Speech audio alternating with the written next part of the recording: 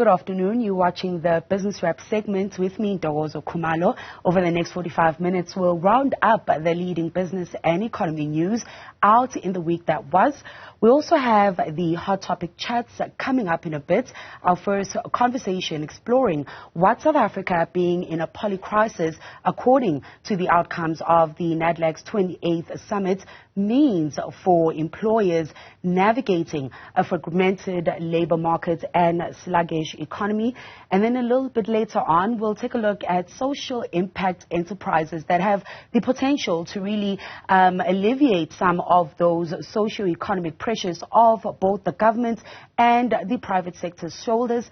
But funding to sustain and grow the businesses is often hard to come by, with many financial services providers and potential investors often mistaking such businesses for non-profit organizations.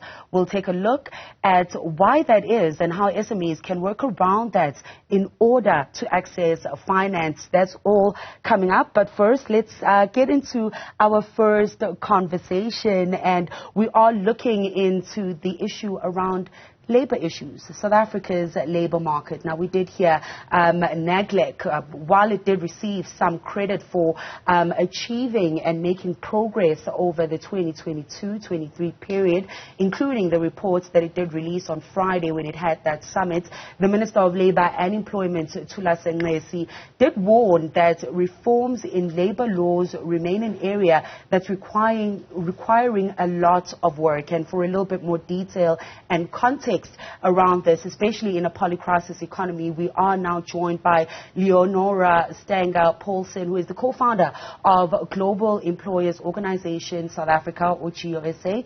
Thank you so much for talking to us. Now, your mandate as an organization is really to look out for employers in this climate. How do we do that when we're hearing that the economy is in a polycrisis, one problem after another? It is a fragmented labor market. How do you then protect employers' interests? Yeah, you see, I obviously have to explain to you the very good thing about GEOSA. It's known as the Global Employers Organization South Africa. It is there to represent employers from all walks of life, not only one sector, but different sectoral determinations. Having said that, it's your small, it's your micro, it's your medium, and your large entities that GEO is there for. So in order for GEO to assist the employers, GEO needed to first obviously find out what was the burning issues of employers. Why are the employers always having issues, you know? And the most expensive cost to company is the labor cost, because the employer has to comply with quite a few statutory requirements, which is good. We have to comply. But then we go over and above, and we also have your employee benefits, such as your provident fund, your death and disability, funeral cover, and so forth. We are saying, as the companies are looking, as we look at the companies, we shouldn't just take the companies holistically and put a number there and say this is the percentage across the board for all companies. Then we must look at the companies in a singular manner. You know, look at this companies, this is your small sector, approximately, if you use it from the magnitude of 0 to 10, that would be your small, maybe from 11 to 50, that will be your medium or micro. You know what I'm saying? Because right now, employers are suffering with labor costs, especially when it comes to, like I said, to the employee benefits pertaining to the bargaining councils. And they have to comply. It's important because every employee needs to be covered. But we are saying, look at the affordability of the employer's income after, you know, he has made his profit. You get what I'm saying? And adding already to the cost that they already do have. Just stopping you there quickly, Leonora, maybe to give us some detail around, because Minister Leonora Stanger Paulsen did mention that, you know, transformation of or labor reforms are taking place slowly. What do those labor reforms look like specifically for SMEs, and why should there be some sort of differentiating factor there? Yeah, so some of the labor reforms we also need to look at is, most of the statutory requirements doesn't speak to the employer much. It speaks to the employer. I think we should go back and look at it and amend it and addendum and put addendums where there needs to be. So, for example, one of the things that an employer is supposed to be doing is to create more employment, for example.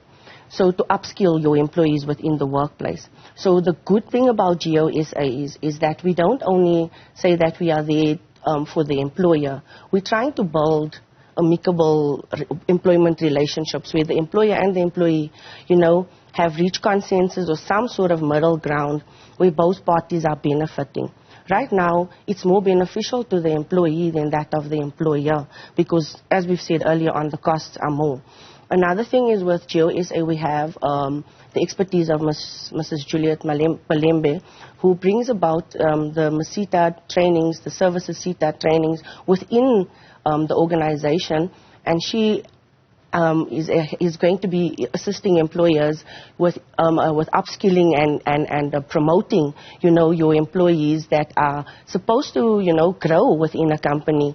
We don't say only the employer must grow, the employees must grow. So she's able to bring about her expertise and help employees. Further to that, she's also able to assist with our learnerships and our internships.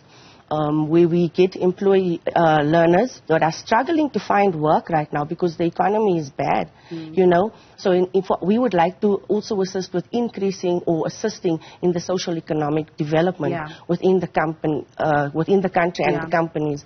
Another thing also of the Global Employers Organization is that it doesn't only want to assist employers in South Africa. We want to go outside of South Africa.